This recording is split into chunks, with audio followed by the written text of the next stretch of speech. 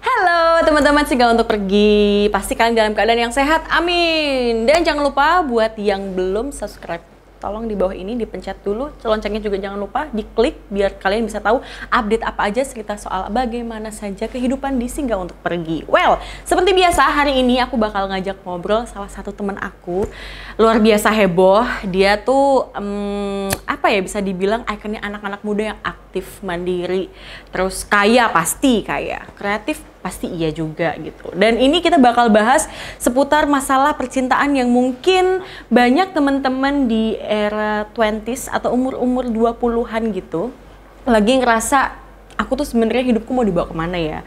Love life-ku kayak apa ya? Karirku akan seperti apa ke depannya, masa depanku dan segala macam. Banyak sekali kekhawatiran yang pasti jadi concern kalian. Untuk itu langsung aja kita panggilkan. Please welcome Fenella Berarin. Oke, Arin, gimana kabarnya? Baik Kak, baiklah, ya beginilah, lebih baik daripada sebelumnya. Waduh, emang beda ya teman-teman. Aku kasih background dulu kali ya. Jadi aku kenal Arin tuh kayaknya di perhelatan per-MC-an gitu ya? Sepertinya begitu ya? Seperti begitu. Jadi kayak dia MC juga, terus dia host juga. Jadi di sini agak-agak mungkin perjalanan kehidupan Arin selama 15 tahun ya? Umur 15 tahun? Lebih 5 hari sih. Aku masih muda loh. Lebih 5 hari sih ya. Lebih 5 hari. Nomor rekeningku masih yang sama. Oke, jadi Arin, aku kenal waktu dunia per-MC-an dulu masih sama-sama di Jogja gitu kan. Gila, ini adalah MC 30 hari MC gitu. Kalau ada rekor muri 30 hari MC, dia Kok yang 30 hari sih? 36 hari. 36 hari, maaf. Tanggalan aja kadang-kadang nomor 31. Kenapa Anda bikin sendiri? Amin ya, amin ya, amin. Oke, selain itu juga Arin ini terlihat nggak aura-aura mantannya dia? Bau bunga melati dan juga bunga-bunga tabur masih menempel. Biasanya pas kemarin tuh aku tahu banget nih pas dia desperate-nya nggak punya pacar. Aduh. Terus apalagi ya mungkin kayak jomblo ngenes banget gitu. Tapi kok sekarang happy-happy aja gitu. Saya mau tahu rahasianya biar awet muda seperti dia gitu. Kita kan nggak beda jauh ya, iya, seumuran gitu. seangkatan. Halu Suka bener deh. Bener deh. Oke, pada akhirnya aku penasaran karena Arin ini kan cewek kemarin nih sebelum married, cewek single, rich, Yes. creative, busy, badass bitch. Terus apa lagi ya? Ya? Iya, oke. Berarti semua pokoknya bagus-bagus deh. Ini cewek beruntung banget, kayaknya nggak pernah punya rasa kesedihan gitu. Nggak kelihatan aja. Kelihatan aja. Tapi kamu kalau posting story gitu bahagia-bahagia aja tuh?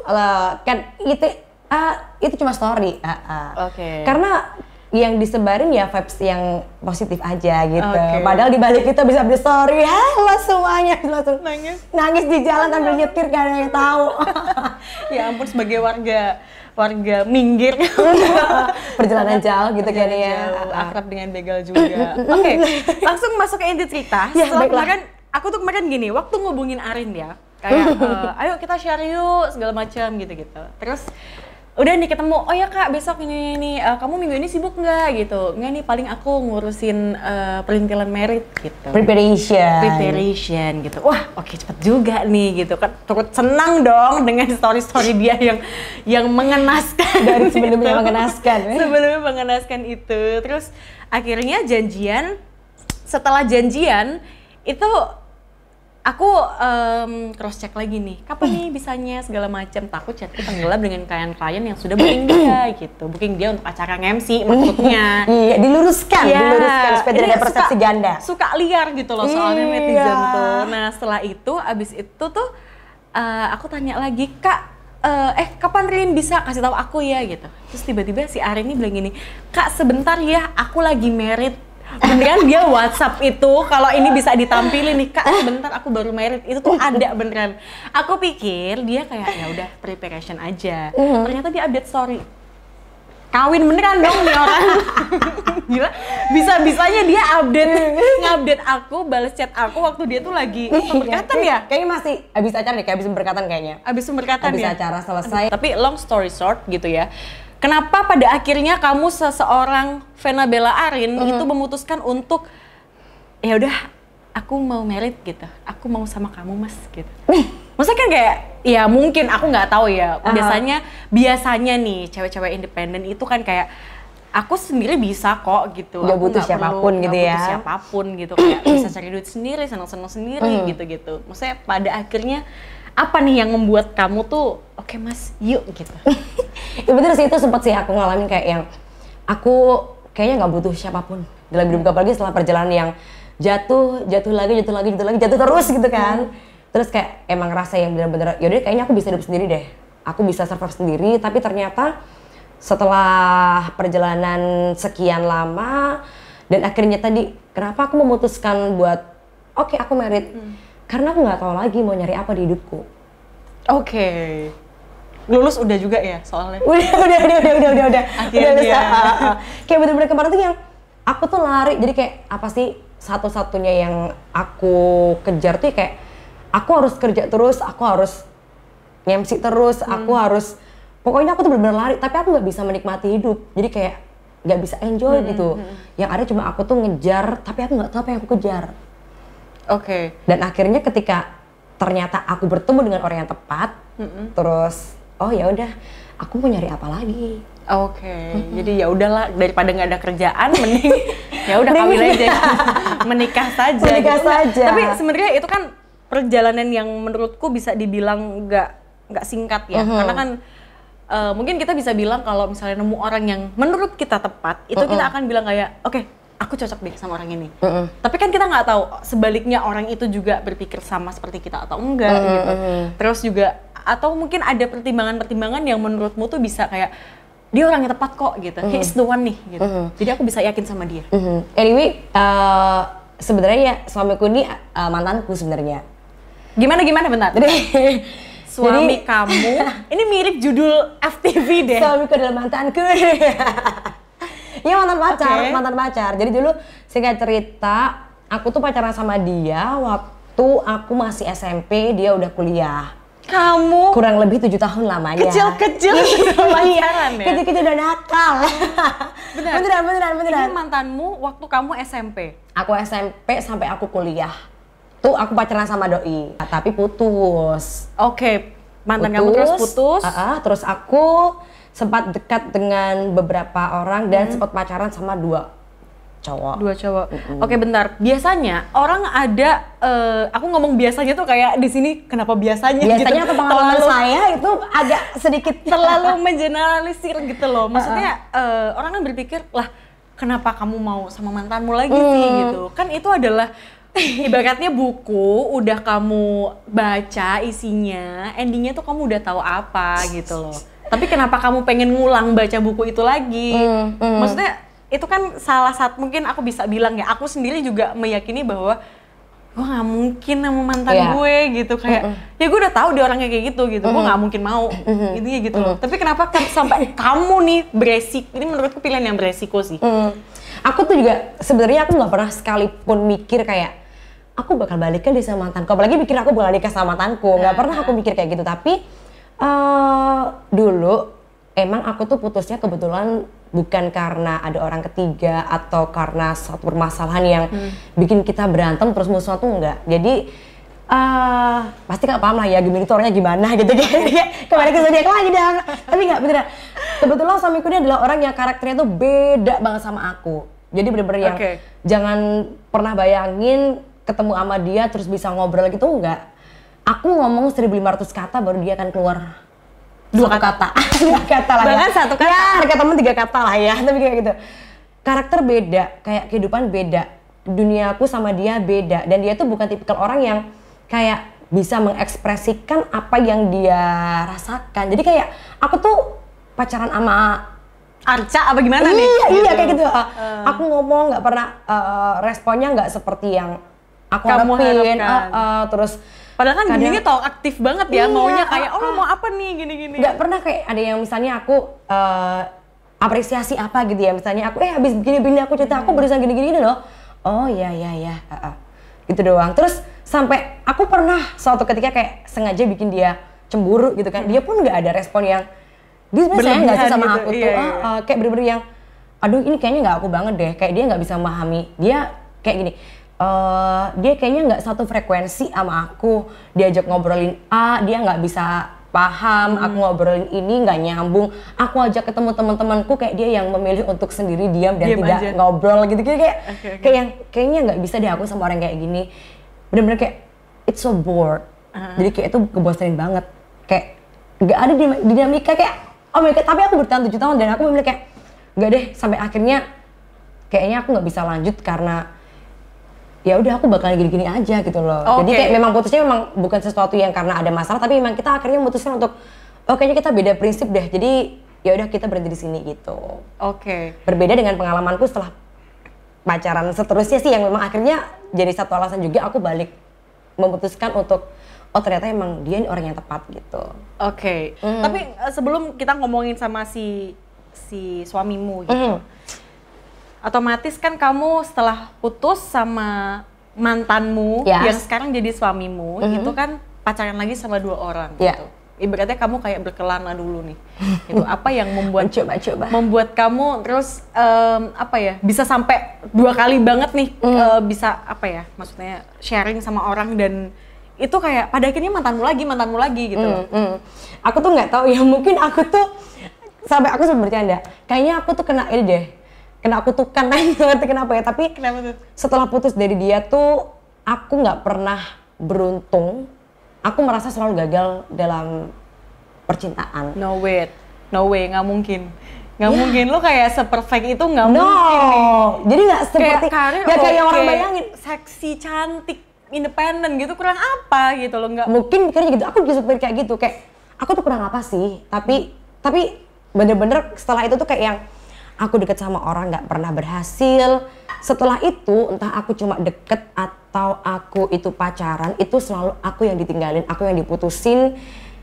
Aku sempet sih kayak mungkin aku perlu perlu memperbaiki, mungkin aku terlalu percaya atau aku terlalu fokus ke kerjaanku dan sebagainya. Tapi mungkin memang itu jalan Tuhan, karena memang orang-orang ini yang ternyata cara buat aku bisa belajar dan ternyata aku tuh memang butuh orang yang bisa benar-benar paham aku, dalam artian aku nggak butuh orang yang sefrekuensi, nggak butuh orang yang aku pikir mungkin kalau sama-sama satu circle ternyata dia bisa asik gitu. Enggak, tapi ternyata memang orang-orang ini yang bisa bikin aku belajar kalau ya ternyata orang yang aku butuhin tuh ya orang yang kayak si mantanku yang pertama itu tadi. Karena emang ini ya, mungkin aku mesti sharing aja. Jadi setelah aku mencoba, ternyata aku pacaran sama si A sama si B yang tidak bisa aku sebutkan namanya. Aku deket sama A, B, C, D, E, F, G itu. Dari mantanku aja itu yang ternyata memang satu pelajaran yang bisa aku ambil.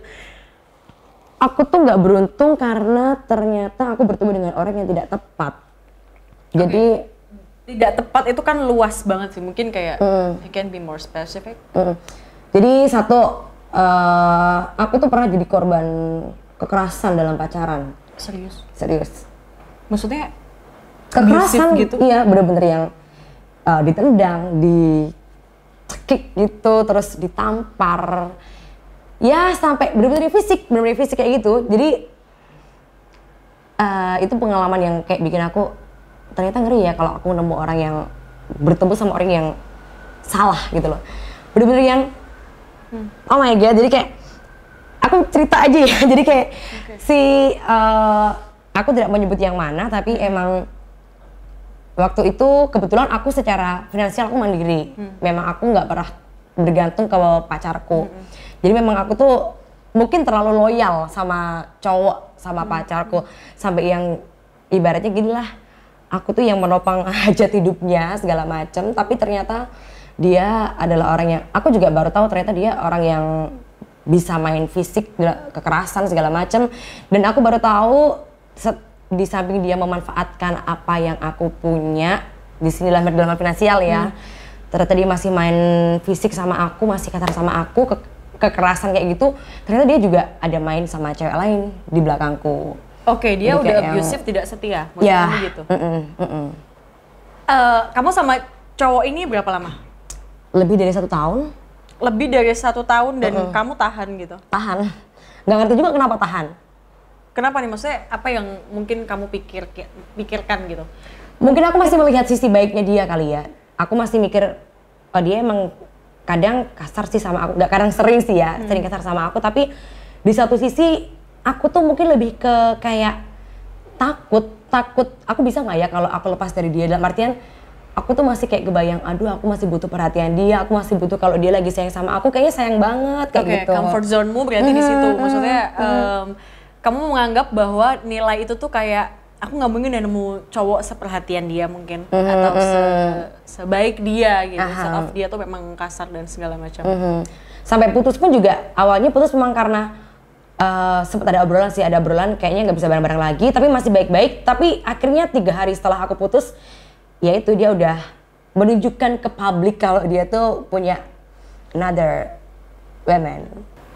Berarti sebenarnya ada yang janggal nggak sih? Kamu iya sih, tapi setelah itu aku juga punya usut ternyata tuh sebelum putus sama aku emang dia udah punya cewek lain. Tapi ya udahlah, I don't care about him anymore karena ya udah akhirnya aku cuma anjir nih udah manfaatin duit gua, udah kasar gitu kan. Kayak aku tuh pernah satu cerita yang paling parah banget kekerasan yang dilakukan tuh adalah sekarang gini deh, mobilku gitu. Dia tuh keluarin aku dari mobil tinggal di jalan. Keluarin dari mobilmu? Iya, dorong aku keluar mobil tinggal di jalan. Terus pernah juga satu kejadian di salah satu mall di Yogyakarta ya. Kayak aku didorong dari eskalator. Bayangin gak sih sejahat itu dia tuh sebagai cowok kayak. Maksudnya sebelumnya tuh sebelum dia melakukan hal-hal seperti itu, kalian sebelumnya tuh berantem gede gitu. Maksudnya kalian lagi ada masalah gitu. Masalahnya itu lebih kayak apa sih, bukan masalah yang karena ini ya, tapi lebih kayak masalah yang selalu terulang. Jadi kayak orangnya kan posesif banget. Jadi kayak yang aku apa dikit dia marah, aku apa dikit marah, masalah dikit apa. Selalu aku tuh jadi aku merasa nggak bisa berkembang karena aku tidak tahu lagi bagaimana mendefinisikan manusia ini. Jadi kayak aku sih ngerasa semua keburukan ada dia gitu loh Kak. Kayak apa sih dia tuh kayak setelah kamu sadar. Tapi emang sih aku akuin waktu aku masih sama dia tuh aku memang takut. Memang aku kayak yang aku nggak bisa lepas dari dia.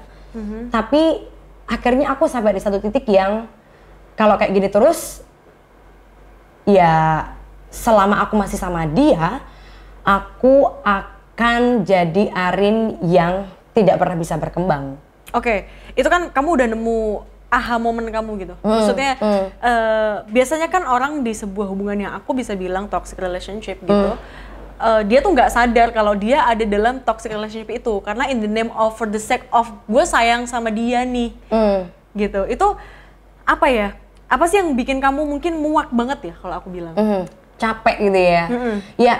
Bayangin aja sih Kak, hampir tiap hari kayak aku tuh dapat perlakuan kasar gitu-gitu kan, kayak aku tuh takut sampai gini, di tahap aku tuh takut mau melakukan apapun, bahkan aku mau kerja pun tuh takut banget. Dan gini, aku paham banget, jadi kayak ada juga temanku, mungkin teman-teman juga yang ngerasain aku tuh capek, aku tuh takut tapi aku nggak bisa lepas dari dia. Aku paham banget rasanya. Jadi aku tidak akan menyarankan buat orang yang mungkin teman-teman yang lagi di tahap yang sama, mungkin toxic relation tadi ya, tapi dia nggak bisa lepas. Ya udah nikmatin aja sampai kamu ngerasa bener-bener di tahap menyerah.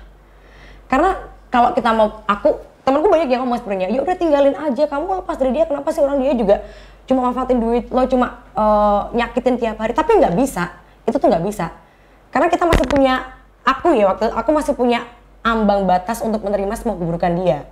Sampai akhirnya ya tadi kalau aku udah paham gini, cuma aku sendiri yang bisa ngerasa kalau it's enough. Jadi kayak ya udah gitu loh. Ya ketakutannya kan sebenarnya cuma karena aku tuh takut nggak bisa dapat orang yang kayak dia, nggak bisa survive sendirian, aku nggak bisa bertahan sendirian, aku takut kehilangan semua perhatian dia. Cuma itu sebenarnya ketika akhirnya setelah aku ngelewatin itu, ketika aku bisa lepas dari dia, ternyata memang semua kebaikan dalam artian ini ya, semua ketakutan yang aku bayangin itu nggak seperti yang nggak kayak yang aku bayangin gitu loh Kak. Oke, jadi ternyata nggak kejadian gitu. Apa yang kamu bayangkan itu justru nggak kejadian. Itu Dan part of overthinking yang sebenarnya kamu pikirin untuk tidak keluar dari comfort zone di toxic relationship itu. Dan ternyata aku bisa lepas dari semua itu, aku bisa berkembang tuh ya itu setelah aku berani lepas dari si mantanku ini. Oke. Ini menarik sih. Kenapa? Karena menurutku ya, menurut aku pribadi dan aku pernah di posisi seperti Arin pun nggak gampang untuk kita keluar dari toxic relationship for the sake of it tadi. Aku masih sayang, aku masih nggak apa-apa lah ini untuk masa depan kita gitu. Padahal ya nonsense gitu. Rasanya apa ya? Berarti tadi Arin bilang kalau ya udah nikmatin aja sampai kamu sendiri mungkin capek dan menyerah muak sama hubungan itu gitu. Terus setelah apa ya, pernah nggak sih kamu mengalami hal-hal yang menurut kamu kayak aduh aku capek banget nih, kayaknya memang nggak ada di dunia ini pasangan yang bisa ngerti aku gitu, atau mungkin kamu di tahap yang sangat desperate karena nggak ya gimana sih, maksudnya kan kita pengennya di umur-umur yang 25 ke atas tuh kan pengennya kayak yang udah bisa menemukan seseorang, sudah mungkin seperti yang kita lihat di Instagram gitu, bahkan kayak kehidupan bahagia, sudah menikah, punya anak segala macam gitu.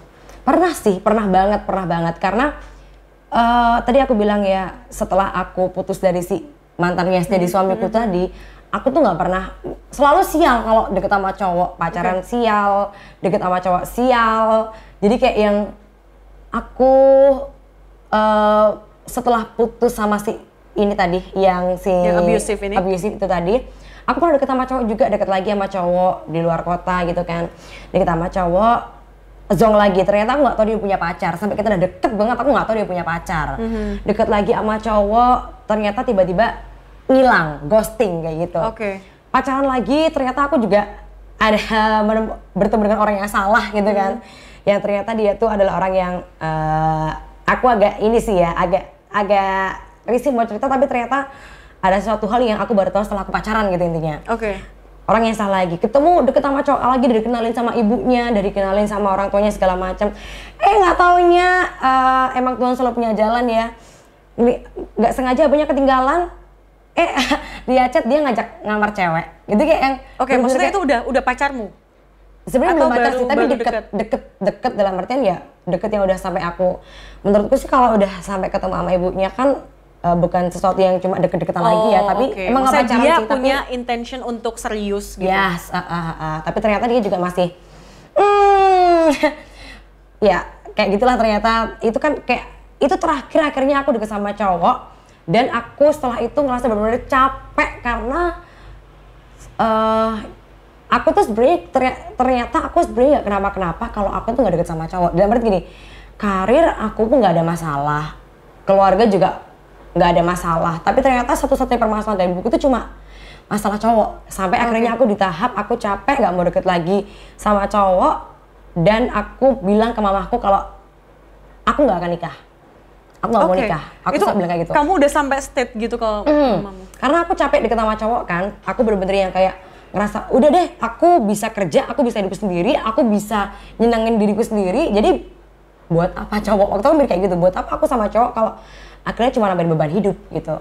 Terus akhirnya mungkin mamahku kayak khawatir kan, aduh anaknya kok mulai apatis sama cowok gitu kan, kerja mulu gitu. Kerja mulu, terus kayak aku di tahap yang udah nggak peduli sama cowok, kayak ada cowok, wah manusia berbentuk laki-laki ya, udah kayak aku tuh kayak bodo amat gitu. Nggak ada ketertarikan buat, jadi bukan nggak tertarik sama cowok ya, tapi nggak ada ketertarikan buat aku tuh menjalin hubungan sama cowok, karena mungkin trauma ada, terus mungkin karena udah ngerasa capek tuh tadi ya. Akhirnya mamaku sampai kayak yang berusaha mengenalin ke temennya anaknya mamaku, berusaha ke ini segala macam. Aku bener-bener yang bosen, jenuh. Akhirnya aku bilang, aku nggak mau nikah, aku nggak akan nikah, aku bisa hidup sendiri. Shock dong mamahmu. Kamu denger kayak gitu. Maksudnya ini waktu kamu bilang itu sebelum kamu ketemu dengan suamimu sekarang? Yes. Sebelum ketemu sama suamiku, dan karena memang waktu itu gini, aku benar-benar di tahap yang aku tuh nggak punya sosok cowok. Jadi ketika aku berkali-kali ditinggalin sama cowok itu momennya bareng sama papa aku akhirnya meninggal. Jadi kayak bener-bener yang aku tuh kehilangan sosok cowok, aku akhirnya ketemu cowok tapi cuma nyakitin aku terus. Jadi kayak yang nggak tahu deh, itu kalau aku boleh bilang kayak tahap hancur-hancurnya hidupku. Jadi kayak tahap terbawah dari hidupku. Aku nggak punya arah, nggak punya tujuan, aku nggak punya orang yang bisa dijadiin sandaran. Kayak apalagi aku anak sulung kan, adikku cewek, aku tinggal cuma sama mama sama adik. Jadi kayak yang bener-bener aku down banget. Jadi kayak di depan mamaku sama adikku, aku tuh bisa hahaha, di depan kerjaan aku bisa. Tapi siapa yang tahu di balik itu ada Arin yang hancur, yang nggak pernah pulang ke rumah, yang tuh biasa saja ya. Aku kayak yang waktu itu kan belum pandemi, masih keadaan normal gitu kan, yang aku mencari hiburan yang akhirnya bisa ngelupain aku sama semua permasalahan. Tapi emang tadi kayaknya aku update seneng-seneng karena emang nggak pernah aku update. Jadi bener-bener kayak yang ya udah deh, aku kayak berusaha mencari keramaian yang bisa bikin aku lupa sama semua masalahku. Oke. Jadi pada akhirnya ya aku bisa menemukan bahagia aku sendiri. Kenapa aku harus bergantung sama orang lain? Gitu. Sempet kayak gitu. Terus pada akhirnya kamu ketemu sama suamimu ini. Aku mau bilang mantanmu karena emang bener mantan aku udah jadi suami. Terus kamu ketemu sama suamimu ini. Kayak gimana bisa gitu? Maksudnya kamu yang udah state untuk mah aku nggak akan nikah gitu. Terus tiba-tiba kayak oh, beberapa minggu yang lalu she's married gitu. Itu sih sebenarnya aku boleh bilang aku beruntung karena Tuhan ini kasih aku jalan yang setelah aku jatuh akhirnya aku dikasih satu momen yang wow, it's so amazing. Jadi berawal dari corona, jadi dari pandemi COVID justru ya. Malah kamu ketemu sama suamimu ini waktu pandemi. Ketemu lagi ya maksudnya. Waktu pandemi. Jadi emang sempat ngalamin beberapa waktu yang emang sendiri hancur, jatuh, terpuruk, sempat ngalamin kayak gitu. Akhirnya nggak sengaja karena kemarin pandemi kan akhirnya semua kerjaan cancel, postpone gitu kan. Cancel, postpone, terus nggak ada kesibukan. Itu aku bener-bener ngerasa lebih jatuh lagi. Jadi gimana sih Kak, bayangin gak sih kalau selama ini aku cari kebahagiaan, aku cari hiburan di luar. Mungkin waktu aku kerja aku lupa sama masalahku gitu kan. Akhirnya semua benar-benar berhenti. Gak ada teman main, gak ada kerjaan, gak ada hiburan, gak ada kesibukan, benar-benar cuma di rumah.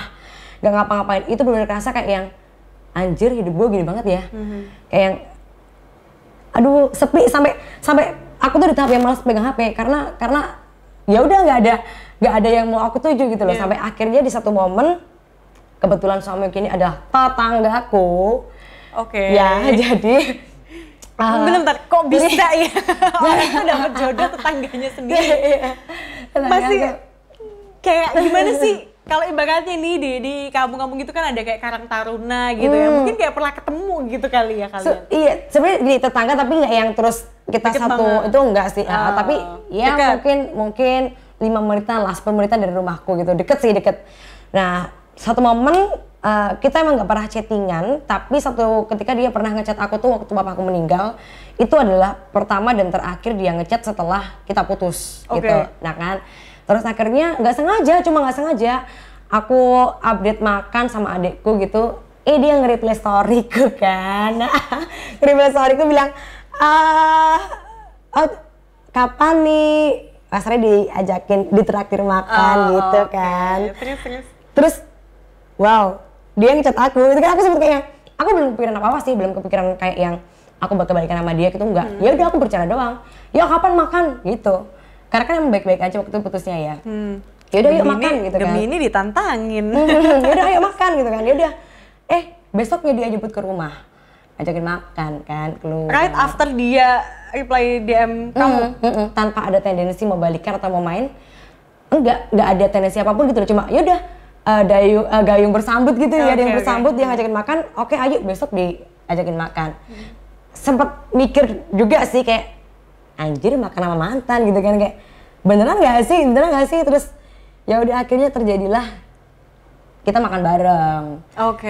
Dan ternyata setelah makan bareng kok kebetulan aku masih sendiri, dia juga ternyata sendiri karena it's so complicated ya. Ketika putus sama aku tuh dia sempat pacaran juga sekali, dan pacarnya itu adalah tetangganya juga, jadi rumahnya sebelahan, bener-bener temboknya tuh yang nempel. Iya, yang dekat banget. Jadi kayak anjir nih, kayak aduh Ini, apaan sih nih. Tolong kalau ada produser yang nonton ya bisa diangkat loh cerita dia menjadi satu FTV yang bagus. Jadi kayak, tapi dia udah putus juga, posisinya dia udah putus setahun, aku udah putus juga. Jadi ya udah ngobrol. Update kehidupan masing-masing ya. Kehidupan masing-masing, dan ternyata nggak tahu kenapa ya, mungkin memang takdir atau apa, tapi dari apa yang udah aku alamin, ketemu sama orang A, B, C, D, E, F, G itu tadi, aku dulu putus sama si mantan yang jadi suamiku ini karena aku melihat dia tuh bukan orang yang tepat. Aku melihat kekurangan dia, dalam artian oh dia tuh orangnya nggak suka ngobrol, dia nggak suka ngomong, dia diajak ngomong nggak nyambung, gini-gini, dia nggak ngerti dunia aku, dia nggak bisa menunjukkan kalau dia tuh sayang ke aku, nggak bisa ngasih nunjukin ternyata dia sayang, nggak pernah update fotoku, gini-gini segala macam. Kayak aku tuh melihat kekurangan dia kayak sebagai sesuatu yang menjadikan alasan akhirnya aku putus sama dia. Tapi akhirnya ketika aku ketemu lagi sama dia, bahkan ada momen kita tuh nangis berdua. Karena kayak yang, kenapa sih dulu pakai putus? Dan akhirnya aku ketemu orang, aku ngalamin hidup yang bener-bener kayak aku bilang jatuh terus ya, nggak ada bangunnya, karena belum jadi bangun udah jatuh lagi, belum jadi bangun jatuh lagi gitu kan. Ternyata ketidaksempurnaan yang aku dulu jadiin alasan buat aku putus sama si mantan dari suamiku ini, itu ternyata sebenarnya adalah sesuatu yang aku butuhin. Kayak gini deh contohnya, dia nggak suka ngomong, dia diem, aku minta pendapat apa dia nggak bisa komentar, aku ada apa dia nggak pernah ngomong, tapi ternyata diemnya dia itu adalah sesuatu yang aku butuhin. Di samping menenangkan juga, aku kerja dia nggak pernah rewel. Dia support kamu. Iya, support aku dari diemnya dia. Ternyata diemnya dia itu adalah bentuk supportnya dia gitu loh. Dia nggak pernah update aku karena dia mau menghargai aku sama teman-temanku. Dia nggak mau ngomong, nggak mau ngerecokin kerjaanku, nggak mau ngobrol sama, dan lagi dia nggak mau ganggu aku waktu sama teman-temanku. Dia nggak cemburu pun juga ternyata karena dia tuh mau kasih aku waktu buat aku bisa berdinamika sama teman-temanku. Jadi kayak kalau ada jawab gitu ya.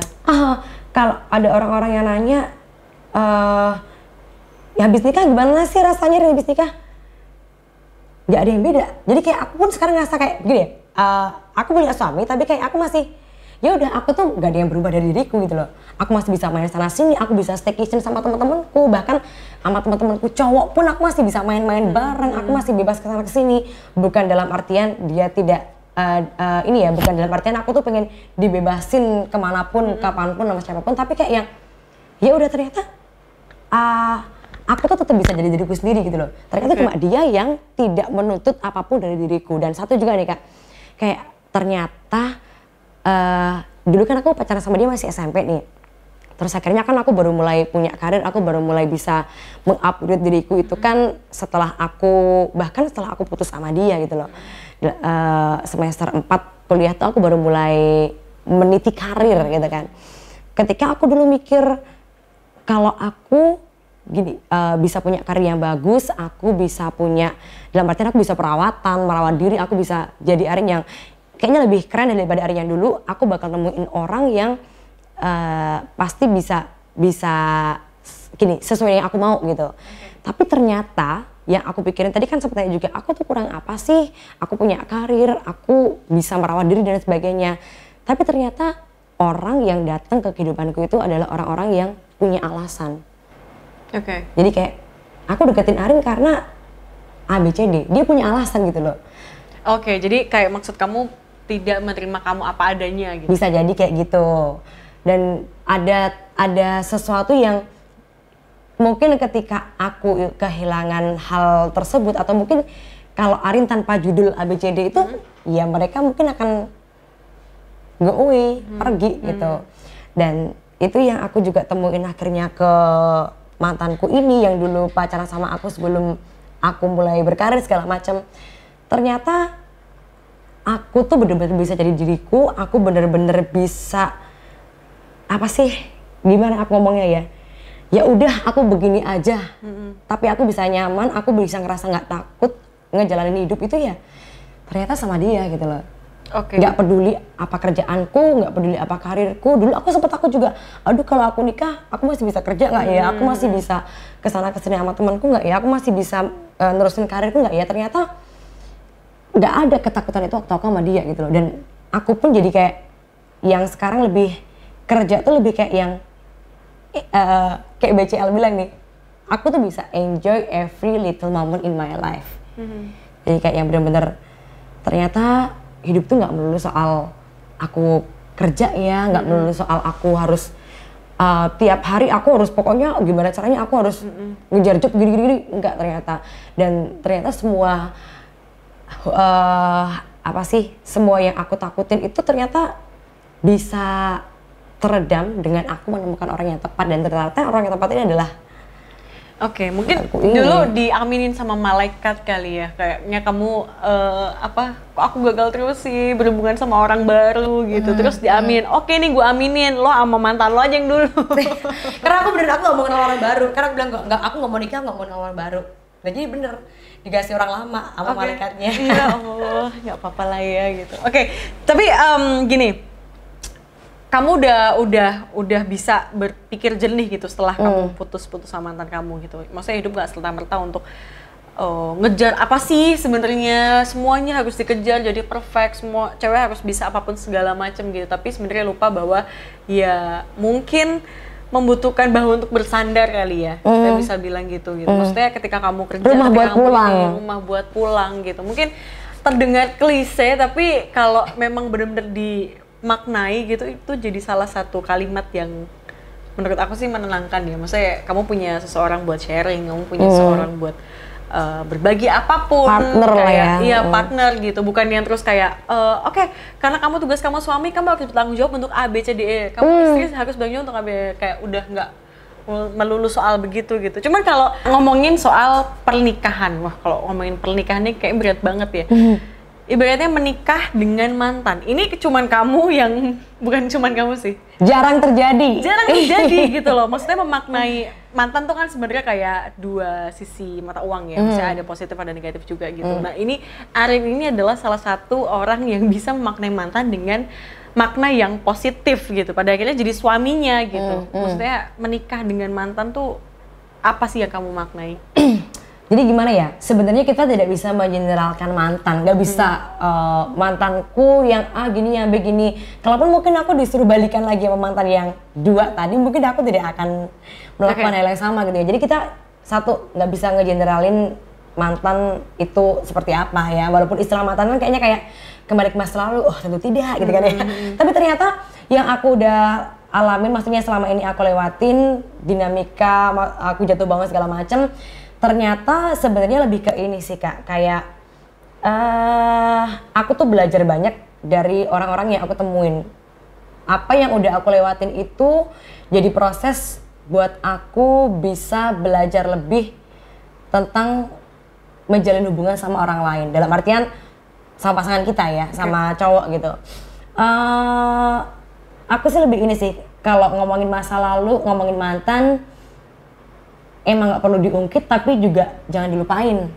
Karena itu bisa jadi buat pembelajaran. Mungkin dulu waktu aku punya mantan yang bajingan gitu kan ya, aku punya mantan yang kurang ajar kayak gitu, mungkin dulu aku akan bilang, anjir kenapa sih aku pacaran sama orang kayak gitu, anjir kenapa sih aku mau sama orang yang udah nyakitin aku, yang udah manfaatin duitku, yang udah main fisik sama aku, yang udah ninggalin aku, yang udah nyelingkuhin aku, kenapa sih aku mau sama orang kayak gitu.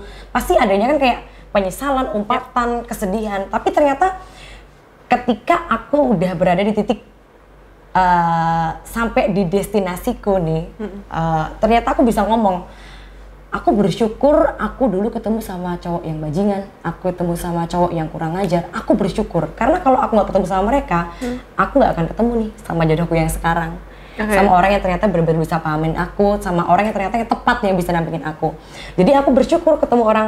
Coba deh kalau misalnya si mantanku yang berikutnya ini mungkin tidak jahat, mungkin aku nggak akan ketemu sama jodohku ini gitu loh. Jadi mungkin dulu sesuatu yang aku sesali, sesuatu yang aku merasa aduh hidupku tuh sial banget soal cinta, ternyata itu sekarang jadi hal yang aku bisa syukurin sekarang. Jadi itu aku beruntung, aku bisa belajar dari orang-orang yang aku temuin setelah aku putus sama mantan jadi suamiku tadi. Sesuatu yang bisa aku syukurin tadi. Jadi kenapa aku bilang akhirnya masa lalu mantan jangan, mungkin gini, mungkin waktu putus ada penyesalan, ada kenapa sih harus pacaran, tapi menurutku itu bisa jadiin hal yang bisa kita syukurin suatu saat nanti. Mungkin kalau sekarang ada juga yang lagi masih di tahap kenapa sih aku harus sama dia, kenapa sih aku ketemu orang yang kayak gini, mungkin dia belum sampai tujuannya aja gitu. Kalau udah sampai tujuannya, bersyukurlah karena kamu ketemu sama orang-orang yang tidak baik. Itu tadi sebagai proses pembelajaran, proses belajar dari masa lalu. Terus yang kedua juga soal pasangan gitu. Aku belajar juga waktu aku putus sama mantan yang jadi suamiku ini, yang aku pelajari adalah kalau kita ngelihat kekurangan dari pasangan, aku rasa tuh pasti ada terus gitu. Mungkin, aduh pasanganku kok kurang perhatian ya, pasanganku kok kurang romantis ya, pasanganku kok kurang bisa apresiasi aku, pasanganku kok kurang nyambung diajak ngobrol gitu ya. Kalau ngomongin kekurangan pasti ada kekurangan gitu loh. Jadi kalau aku sih kekurangan tuh bukan jadi satu alasan buat kita akhirnya mengakhiri sebuah hubungan atau jadi alasan. Kan ada nih yang biasanya ngomong, yaudah kita putus karena kayaknya kita nggak bisa nyambung lagi, gitu. Kayaknya kamu nggak bisa memahamin aku. Kalau kita ngomong kekurangan pasti ada aja kekurangan gitu loh. Tapi waktu kekurangan ini bisa akhirnya jadi satu hal yang bisa dinikmati bareng-bareng, itu nikmat juga kok. Jadi kayak nggak apa-apa, kekurangan tuh kayak jangan jadiin alasan buat mengakhiri hubungan, tapi buat dinikmatin bareng-bareng aja gitu. Terus soal pernikahan tadi juga sebenarnya aku takut. Aku tuh pribadi yang memang takut menikah karena ketika aku menikah dulu aku mikir mungkin aku menikah aku nggak bisa main lagi sama teman-temanku, teman-teman cowok, kekhawatiran aku nggak bisa punya karir lagi.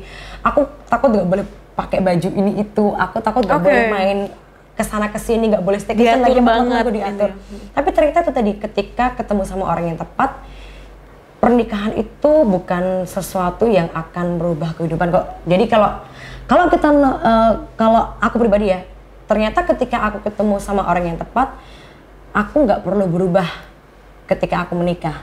Ya udah, aku tetap jadi diriku, dia tetap jadi dirinya, kita menikah, ya udah, kita tetap jadi diri kita masing-masing. Jadi tidak berubah sama sekali dari kalian itu. Justru maksudnya itu menjadi sebuah proses penerimaan gitu. Maksudnya di sela-sela proses pendewasaan kalian masing-masing ternyata menerima yang mungkin dulu aku bilang adalah sebuah kekurangan, itu adalah yang aku butuhkan gitu. Bukan yang aku inginkan. Aku nggak akan hidup dengan apa yang aku inginkan, tapi yang aku butuhkan. Dan nggak perlu berubah. Pada akhirnya hubungan tidak hanya apa yang kita inginkan, tapi lebih ke apa yang kita butuhkan. Memang butuh waktu untuk mencapai sebuah proses pendewasaan menjadi sebuah penerimaan. Thank you so much for sharing.